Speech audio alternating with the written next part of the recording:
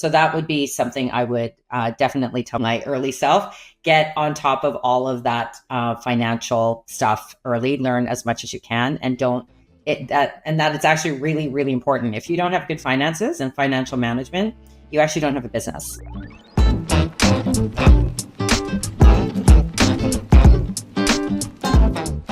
Welcome to Greater Than the Sum, the series where we demystify what it takes for small business owners in Canada and the accountants that support them to get control of their finances. I'm your host, Mark Assini, Senior Product Marketing Manager at Plooto. Plooto is an all-in-one payment automation platform that automates your payable and receivable workflows. If you're a small business owner in Canada who's ready to take control of your finances, or an accountant looking to spend less time on manual tasks and more time as an advisor, then you're in the right place. Join me as we uncover the secret to making your business greater than the sum of its parts. Hey, Christine, welcome to the show. Hey, Mark. Thanks for having me. Super excited to have you on today. Let's start with just a quick intro of you, your role, and where you're working. Yeah, so I am the CEO and founder of Crisp Media. We are a Vancouver-based fractional leadership marketing company, based in Vancouver, BC. And what would you say is the mission of Crisp? Yeah, our mission, the story's going to come out a little bit while we're chatting today, but we've been in business since 2009, and it has changed a little bit in that 15 years. But what we're doing right now is we work with ambitious entrepreneurs who are looking to scale their business. And the way we work with them is through offering fractional marketing leadership. What that means is that lots of these companies are looking to scale up their marketing, and it can be really hard as a startup to add marketing resources. It can be really expensive, especially the senior leadership you need. And so what we do is we offer a fractional or a part of a CMO or a marketing director who can come in and provide that senior leadership and oversight and strategy that a marketing team might need. And why would you say you do what you do? What would you say motivates you? Yeah, that's actually changes actually every day. I just love working with really smart people who have really big ideas that want to make an impact in the world. So, in marketing, the one advice is actually to say you should niche, like you should focus down and work with one particular vertical or one particular industry. And because of the I just love working with so many diverse people. We actually have never done that. So we work with all sorts of people, just trying to help them accomplish their overall business goals. Love that. And if you could go back in time, what advice would you give to your past self before opening Crisp Media? Oh, so many things on the practical side. And since we're going to be talking about money later, I actually think one of the things that I would have told that self is to actually skill up as much as possible on the financial side of my business. That took me a long time. I mean, I shared earlier, we've been in business for 15 years, and it took me probably a good 10 years into it to realize that was an area that I needed a lot more business acumen, but also hiring people and getting the resources I needed in order to power my business properly. So that would be something I would definitely tell my early self. Get on top of all of that financial stuff early. Learn as much as you can, and that it's actually really, really important. If you don't have good finances and financial management, you actually don't have a business. So yeah. Love that. Great insight. Great piece of advice. And you're right. We'll get into the financial management piece of things in a great detail in just a minute. But before we do, I just want to throw a marketing related question your way, just given the nature of the business. So what would you say people misunderstand most about the marketing space? Right. So I was actually just talking about this with some other business owners the other day. They happen to be CFOs and controllers and in the finance space. And the biggest issue with marketing right now is that the industry overall is incredibly noisy. So what I mean by that is, unlike, say, if you were an accountant or in the financial sector, and obviously you get all sorts of types of people and all sorts of types of things. In that sector, it's really clear. Everyone understands what a bookkeeper does. Everyone understands what a controller does. Everybody understands what a CFO does or your tax accountant would do, and whatever other disciplines there are in financial services. And they are quite defined. And there's actually certifications and things like this. With marketing, and especially because in the past decade, marketing has changed so significantly with the rise of digital marketing. It is really, really unclear it's unregulated. It is, there's no clear certifications. People might be called a marketing director, but they're actually a marketing coordinator. Like there's all sorts of noise. And so what that means for entrepreneurs is they don't know what they need. They might actually underpower their marketing effort with somebody too junior. And they might beat themselves up because they think that they should be knowing all the things that they know, but it's quite a complex discipline. So that's what I would say. The biggest issue with marketing right now is it's very confusing. People think because there's so many resources available that it's something that they should know. But in actual fact, it can be quite a complex discipline. I think you're absolutely spot on. And it's a phrase you often hear echoed by other marketers, is that everybody thinks they're a marketer, right? Yeah, that's everybody right. has feedback on marketing or advice on marketing, but it is really, as you said, a complex and an ever evolving space. And, you and I both being marketers, I think we both know that all too well.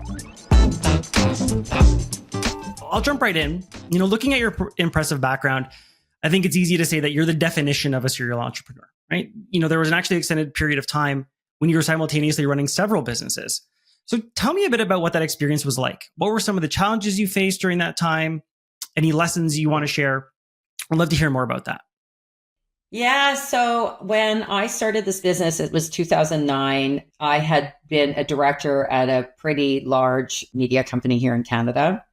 And I had little kids. They were really, really tiny. And I had one coming along the way. And I was really not wanting to work in a corporate world anymore. And I wanted to start something fresh. And at the time, this sounds so long ago, and yet it wasn't that long ago, right? At the time, mobile computing was rising. The smartphone had just been released, like Apple had just come out with the smartphone. People were starting to blog a lot more. Social media was on the rise. And I really saw an opportunity for me to create do something. And because I'd been in a media company, I wanted to create a media business. And so that's what I did. So I started out doing that. But at the same time, and then maybe it's because of the way my brain works, I also at the same time launched a marketing consulting company. And I had a very large e-commerce company here in Vancouver hire me to start their social media arm. It's so weird now, right? Like, because it was only 15 years ago and yet seems so long ago because nobody had been doing it. And I just jumped into that. So along the way, you're talking about serial entrepreneurship. Even though the name of the company hasn't effectively changed, within the company, we've done many, many different pivots and things. So it's been a media company when I was publishing a online magazine for moms here in Vancouver. It's been we actually created an app for moms, very similar to Yelp. And we had what would appear to be like a startup like mentality where we were raising money and all of that stuff. Marketing consulting, we were doing Google, like Facebook ads and meta ads and things like this for a while. And so I think the thing to say, just to maybe, like that experience is, I think I've just always been open to opportunities and open to where the market goes, open to where I want to be and my own interest and the flexibility of that. Sometimes to my detriment because, it's good to focus. But at the same time, I think especially in this past 5 years, as we've been focusing on fractional marketing, I don't think I could have gotten to this. And we've been seeing some really good success this past 5 years. I don't think I could have gotten here without having gone through all of that. And all of that, as now a CMO, is serving me to be able to better consult all of my clients. So yeah, that's my perspective on that. Love that. Thanks for sharing. And I think what it demonstrates quite nicely is, this idea of your side hustle becoming the main hustle. And to do that, you have to be flexible and allow that side hustle to evolve and change to the needs of the market or your customers. And it's clear that you've obviously developed quite the skill at that. And I'm sure, as we're talking today right now of the current iteration of Chris Media, it will only continue to evolve as it continues to grow and as you continue to achieve the success that you're already seeing now and as it continues to become even more successful into the future. And you mentioned earlier this idea of obviously marketing and your business constantly evolving. So I want to pivot ever so slightly into the world of financial management. And how would you say your approach to financial management has also evolved, when you first started to where you are now? Right. So when I started, I like to think that I was like, standing on the shoulders of giants, and that I really like to think that I was smart enough to consult other people to help me out. So, and I read a lot of books. I had a lot of mentors along the way. And what I did know is you needed to have your money in order. Like I knew that. But I actually think early on, I thought I knew how to read a balance sheet. I thought I knew how to read an income statement. And I hired a bookkeeper. I believe I hired one pretty much right away. And I had hired an accountant, and I thought I was off to the races. But what I didn't realize is that I actually don't know if I took it seriously enough. I know that sounds really weird and maybe a little naive and immature, but I don't think I really realized this true connection of if your finances aren't in order for your business, you don't have a business. Like you really don't have a business. So my whole journey with that was I didn't know, and there is no real, maybe I missed the memo on it, but nobody told me until much later on that there was a full team that I needed and full functions within my company, not just my tax accountant, not just my accountant. I didn't realize that between the bookkeeper and this accountant that I would consult every year, that there was other functions like people and other processes. I didn't know about cash flow management, for example, or I didn't know really what a controller did. And I certainly didn't know that I could afford one, like I could get one, and I thought I needed one. So it wasn't until maybe 10 years into my business. And I thought, okay, I think I need to get serious. And I think I need to really learn this. I took a workshop, and I even went into that workshop a bit cocky about what I knew and what I didn't know.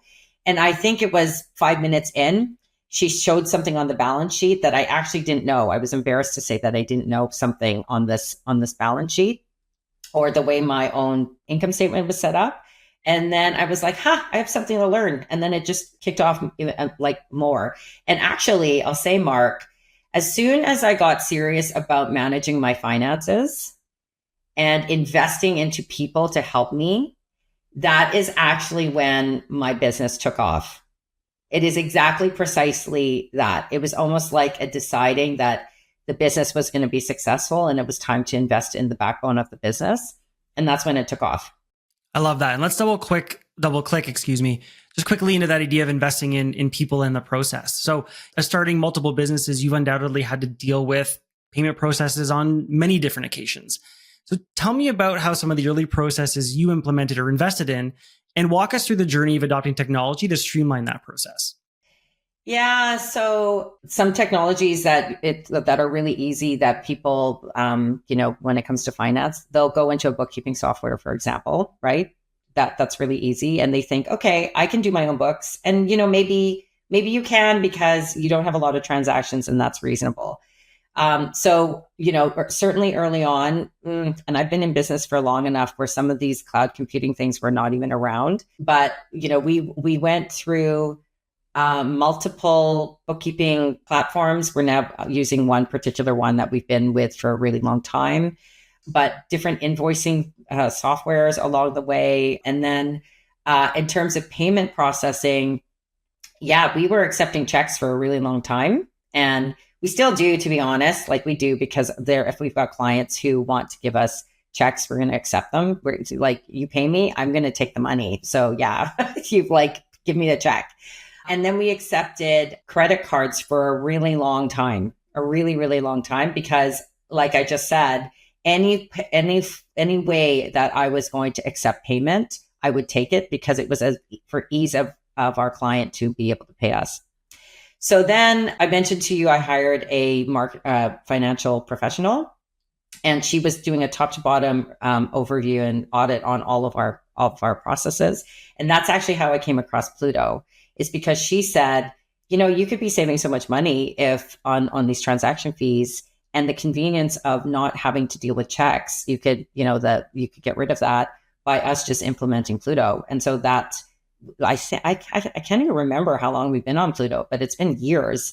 And it's been that's been like, it's definitely more than paid for itself.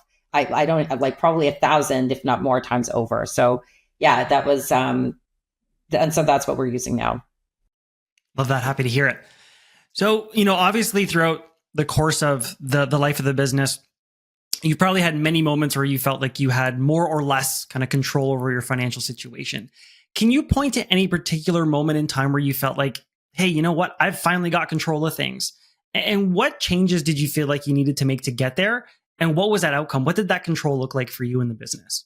I'm going to say, like, running a blog, an online magazine, the way I did it, at least, you're not going to get rich, right? And so it was a bit lean on many, many years.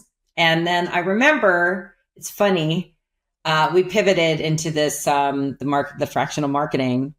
And I remember I was on a ferry to the Gulf Islands here, and I was on a ferry and I checked my bank account.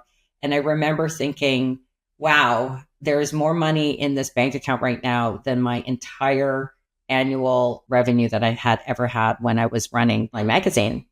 And thinking, wow, I made it. Like that was amazing, like, to see. And so, yeah, seeing actually a lot of cash in the bank and a lot of ability to have runway, that really felt like I had arrived, to be honest, and that I was doing a good job. That, like, nothing, there's no greater KPI than that, right?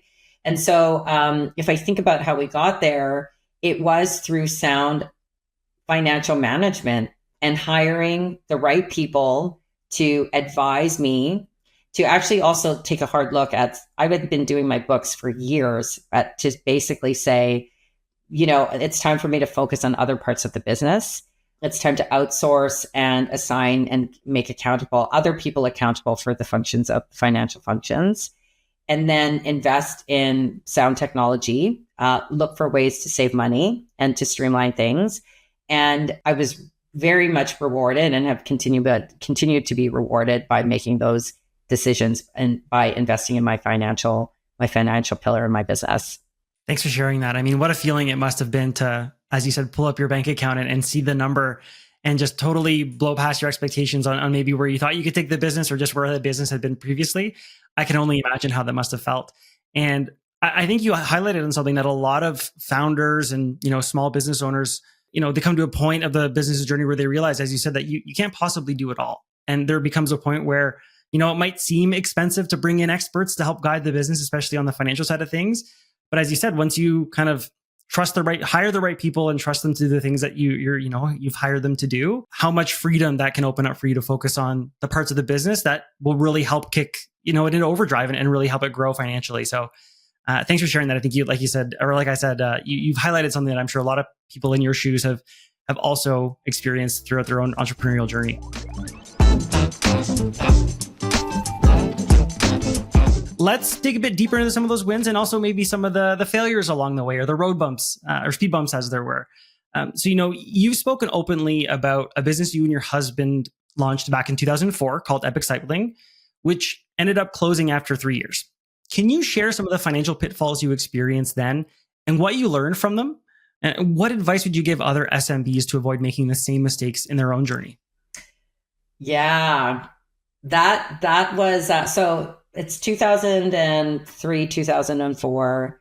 We decide that we're going to launch basically an indoor cycling studio for amateur cyclists. This was during a time when road cycling was barely a thing. Like, people weren't really doing it, not like they are now. And so, like, we were a bit ahead of our time, to be frank. I did not know how capital intensive that would be. We didn't know. We really didn't know how much money it would take in order to launch it properly, to get the space that we wanted to look the way we wanted. We made some choices around the type of space that maybe if we had known better, we wouldn't have picked the space that we had picked, because it required a lot of renovations and upgrades in order for us to do it, which maybe we would have been better suited not to spend that money there and to spend it elsewhere. And then we actually didn't sort out how much runway we needed. So how much time we needed from that initial investment in order for us to, turn a profit. And so because we were undercapitalized all along the way, and we didn't have any of the financial acumen that we were just talking about, we were kind of dead in the water from the very beginning, right? Always kind of struggling, always trying to, like, always super, super lean. And so that's what I would say to small businesses is it can be sometimes scary how much money you need in order to launch a venture. But if you look at the stark reality of that, it ought to give you the information and data that you need in order to make appropriate decisions about what you want to do with the business, whether that be raising more money, whether that be, making different operational decisions or different decisions about how you might execute, or maybe not maybe moving on and doing something else. It might make you do that. And actually, I've witnessed this several times because I'm on, as I said, several leadership teams. So I sit shoulder to shoulder with various CFOs and controllers and things like this. And if a business isn't doing well, a controller will tell you, hey, we've just spent $500,000 and we only brought in 4 million or 400,000 this past month. Like, that's a problem. We got to do something. So that's another thing is I would try, I'm pivoting a little bit, but people have, it's our culture perhaps, but an embarrassment and a shame and maybe even a belief that they should know more about their money. There's just this thing about money, right? So you can't have that, or you have to try to shed that as much as you can when it comes to any finances, but business finances in particular. So when a controller or somebody or numbers are simply telling you you're not making a profit, you've got to face it. And it's just data. It really is just data. And so if you treat it like data and then take action with that data, then you're going to be better off. I have actually seen many, many small business owners just crawl away and want to hide when they see things like that. And that is absolutely not what you want to do. You don't want to do that. You want to actually face that stark reality and start taking action. Thank you for sharing that. I feel like, again, much like another aspect of our culture today is we're so quick to obviously share the wins and be excited about how things are going well. And that's great. We should celebrate those wins. And we're often less likely to share the challenges along the way. So I appreciate you being honest and transparent about some of the challenges that you faced, businesses that worked and others that might not have worked out so well. So I appreciate the candidness there. And, you talked about having to make tough decisions from a financial perspective sometimes, especially when things aren't going so well. But on the flip side, let's talk about some of the decisions that ultimately turned into wins. So I'd love if you could share an example of a financial win. Maybe it was streamlining a process, implementing a new piece of technology, something that had transformative impact on your business's finances. What decisions led to this success, and what advice would you give to other SMBs that might want to look to replicate that success? I think on the financial side, it really is just surrounding yourself with the appropriate experts, hiring people who really know what they're doing. Let's say I'm a solopreneur or a small business owner. The org chart typically looks like, let's imagine a typical org chart. Okay. And you, as the CEO, you're at the top of that org chart. Imagine the boxes that are below that, that one CEO. Your name is occupying pretty much every single name on that org chart, right? So it's me. Who is the bottle washer? Me, right? Who is the, who is the controller? It's me. And so the thing is, you are probably not good at all of those things. And also, you are probably not wanting to do all of those things, right? And many people, unless you're a bookkeeper, I'm going to wager that you didn't get into business to do your books. Like, that's probably not what it is. I remember hiring this CFO controller that was a blended role she played. First one I had ever hired in the company. She pulls out a spreadsheet. It's pretty much blank. And she says, let's just dream a little bit. What do you want to do? What do you want to accomplish? And it was a bit scary. Like, it was scary and a bit embarrassing, right? And awkward. And also it was exhilarating. I gave her my goals. This is what I envision for the company. This is where I want to be by the end of this year. This is where I want to be in 3 years, et cetera, et cetera.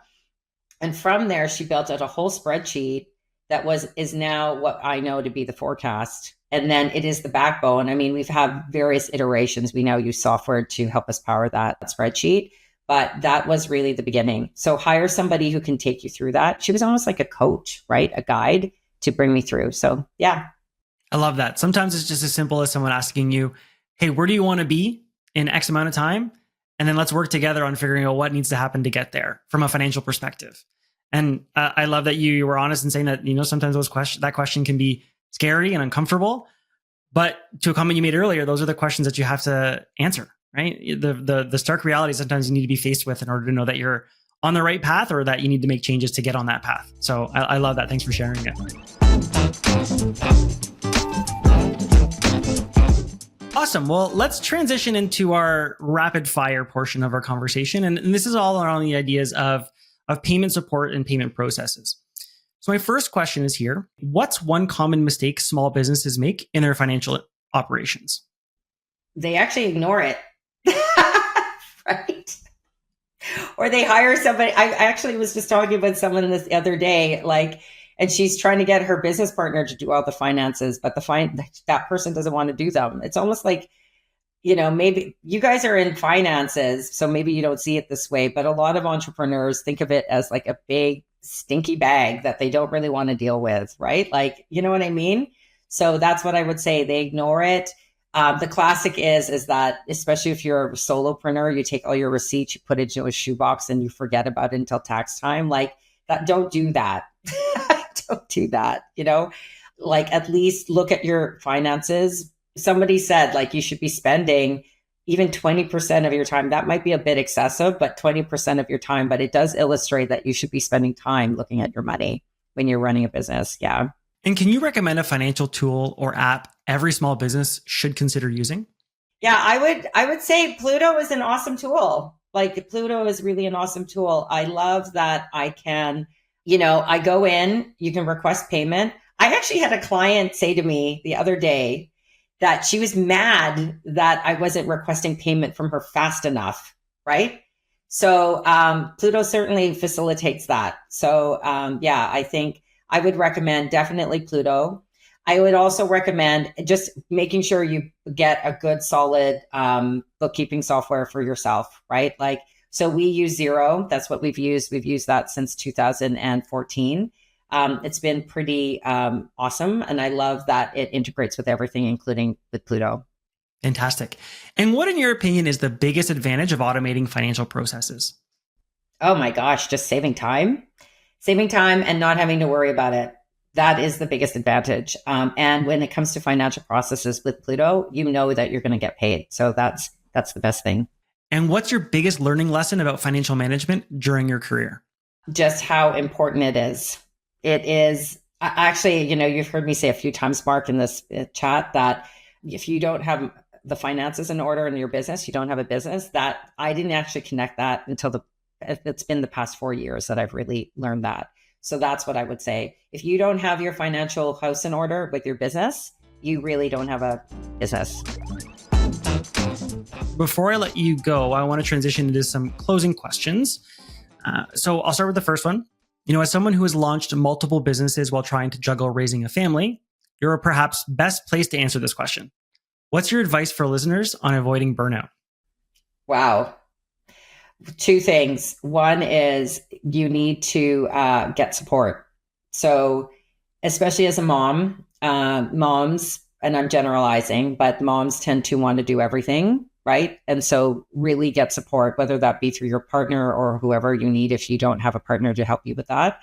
But getting support and as much as you can, and letting go of some of those things that you might think are really, really important. Maybe they're not as important. So prioritizing. And then the other thing is support on the family side, but also support on the business side. So I've always tried to figure out how to create process, how to hire people. I did not delay hiring people. So hiring people that support you. And we were talking earlier, Mark, how can you find and use technology to automate as much as you can? So that's what I would say. That's how to avoid burnout. Love that. Well, Christine, thank you so much for sharing, a ton about some of the trials and tribulations you've experienced in launching your own business, how it's evolved over time, some of the great lessons you've learned from a financial management perspective. I know I learned a ton. I'm sure the listeners will as well. And where can people learn more about you and Crisp Media?